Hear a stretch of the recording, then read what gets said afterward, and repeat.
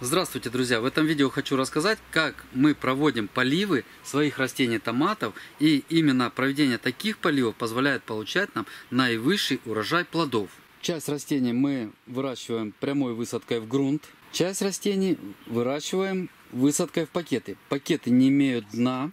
Объем пакета порядка 7 литров. Капельное орошение мы не используем, но даже без использования капельного орошения вполне возможно получить отличный урожай плодов томатов.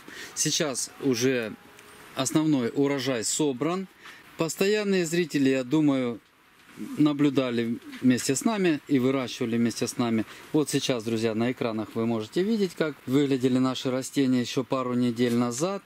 Так что то, о чем я сейчас буду рассказывать, о поливах, приводит именно к таким результатам. Ну, естественно, не одни поливы к этому привели, а целый комплекс. Но поливы тоже играют немаловажную роль при выращивании томатов. Три фактора, которые существенно влияют на частоту проведения поливов и на количество вносимой поливной воды. Первый фактор – это погода. Чем выше солнечная активность и выше температура окружающей среды, тем, естественно, поливы будут чаще и обильнее. Второй фактор, который особо хотел бы выделить, это почва, в которую высажены растения. Друзья, если почва легкая, как в нашем случае песчаная, то поливы будут, естественно, чаще проводиться и воды вноситься будет больше. Если же у кого-то почва более тяжелая, то есть это суглинок, глина, чернозем, то поливы возможно проводить реже. И если кто-то посоветует, проводим поливы томатов раз в 2 дня, либо раз в неделю. Друзья, этот совет будет вредный, потому что, да, я могу посоветовать, проводим через день. Но этот совет подойдет для соседа, который живет у меня за забором и выращивает свои томаты в одинаковых погодных условиях и в одной и той же почве. В одинаково. Вот ему подойдет. Но если человек живет за 1000 километров, совершенно другой состав гранулометрической почвы, совершенно другой климат, и будет поливать по такому совету, данному блогерам, без учета своих особых условий, то это уже растение может быть нанесен вред. Поэтому не слушайте таких советов. Все это индивидуально. Обращайте внимание на вот эти три фактора.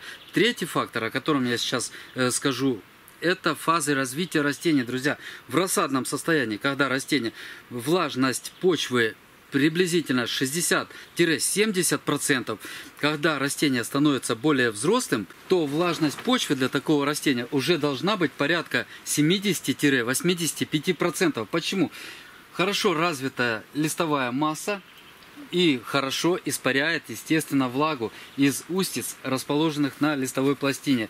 Для чего растение испаряет влагу? Для того, чтобы в жаркий день оно могло охладиться. Это своеобразный защитный механизм растения, который позволяет снизить температуру растения. Вот корень должен подать достаточное количество влаги, чтобы растение могло испарить достаточное количество влаги для понижения температуры. По сколько литров поливать? Это вопрос, мне кажется, вот волнует каждого огородника, и очень тоже много советов, которые дают в интернете. Кто-то говорит чаще, но поменьше. Кто-то говорит редко, но по много воды. Кто-то говорит вообще однократно полив 45 литров. Вот где-то даже такое слышал. 45 литров в лунку и все, забудем о поливах. Друзья, я могу сказать только то, как делаем мы. И как я считаю, что это правильно. Результат вы видели, какой результат. А поливы именно такие мы и проводим. Мы поливаем взрослое растение максимально 3-5 литров за один полив.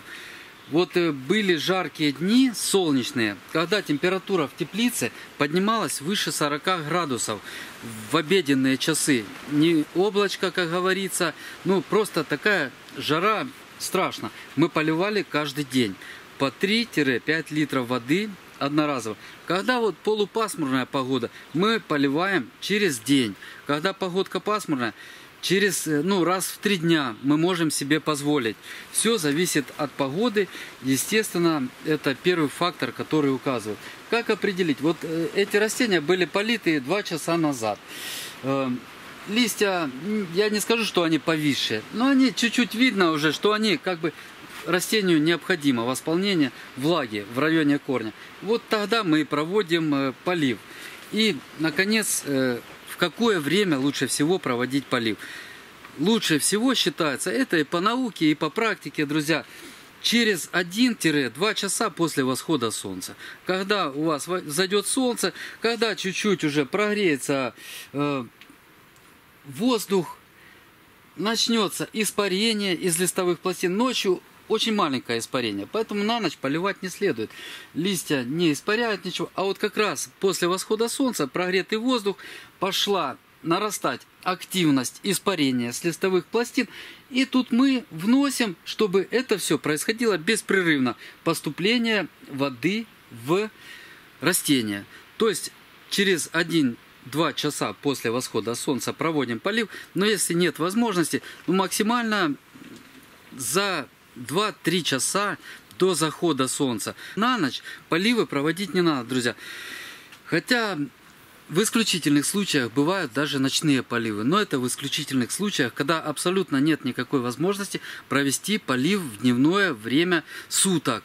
Это бывает связано с подачей воды в централизованном, допустим, водопроводе. Тогда просто некуда деваться и проводятся такие поливы, друзья. Хотя они и крайне нежелательны. Вот, собственно, все моменты, которые я хотел в этом видео осветить. Надеюсь, они вам помогут. Спасибо за внимание. Всего вам доброго. До свидания. До новых встреч.